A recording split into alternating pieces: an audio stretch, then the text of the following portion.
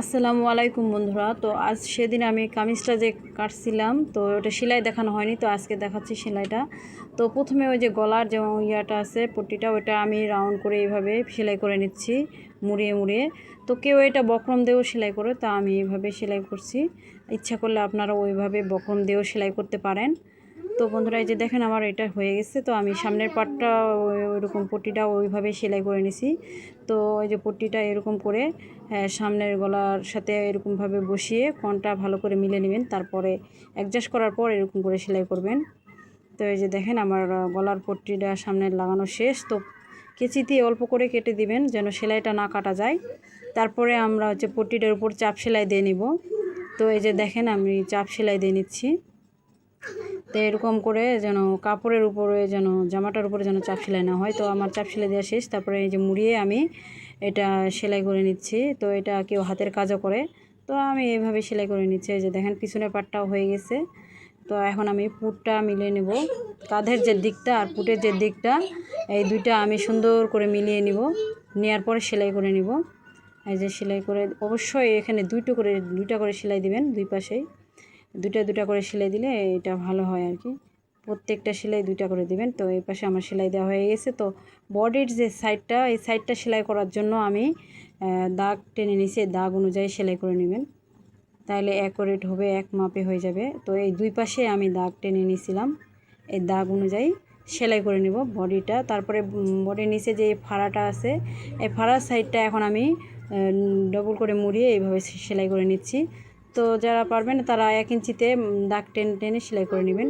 তো ফাড়ার এই কোণটার দিকে আপনারা একটু ভালো করে সেলাই করবেন, ঘুরিয়ে নেবেন মেশিনটা, ঘুরিয়ে যে এই কাপড়টা ঘুরিয়ে ঘুরিয়ে এইভাবে সেলাই করে নেবেন। তো এই যে দেখেন আমি যেভাবে সেলাই করছি সে ঠিক এইভাবে চেষ্টা করবে সেলাই করার। তো এই পাশে যেভাবে সেলাই করছি, এই যে দেখেন ওই পাশেও কিন্তু ওইভাবেই সেলাই করে নিছি আমি। তো এই সেলাই করা শেষ। তারপর নিচের যে অংশটা ওইটা আমি এই যে প্রথমে একটা ভাঁজ দিছি, তারপর আরেকটা ভাঁজ দিয়ে সেলাই করে নিচ্ছি। তো অবশ্যই এক মাপে চেষ্টা করবেন সেলাই করার জন্য। তো এই যে দেখেন আমার সেলাই করা হয়ে গেছে। তো এই পাশে যেরকমভাবে সেলাই করছি, তো ওই পাশেও এইরকমভাবেই সেলাই করতে হবে। তো অবশ্যই ফাড়াটা এক মাপে অ্যাডজাস্ট করে নিয়ে তারপরে সেলাই করতে হবে, কোনোটা যেন বড় কোনোটা যেন ছোট না হয়। তো এই যে নেওয়ার পর সেলাই করার পর দেখেন আবার অপর পাশে যে আরেকটা সেলাই থাকে, ওই পাশে সেলাইটা আমি দিচ্ছি এখন। ওই পাশের সেলাইটা একদম ভালো করে দিতে হবে। এই যে দেখেন সাইডে সাইডে দিতে হবে।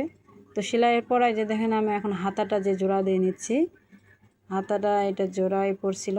তো এই যে দেখেন সেলাই করার পরে নিচের মুহুরির যে সেলাইটা, ওটা আমি এখন সেলাই করে নিচ্ছি। তো মুহুরির সেলাই করার পর এই যে সাইডের সেলাইটা দিচ্ছি, মুহুরির সাইডের যে সেলাইটা ওইটা দিয়ে নিচ্ছি। তো হয়ে গেছে আমার সেলাই করা। তারপরে এই যে হাতাটা আমি এখন লাগাবো, মাপ দিয়ে আগে সেলাই করে নিতে হবে সাইডে। তো প্রথমে এই যে বগলের এই সাইডটা এইভাবে মেপে নিয়ে তারপরে সাইডটা সুন্দর করে সেলাই করে নেবেন।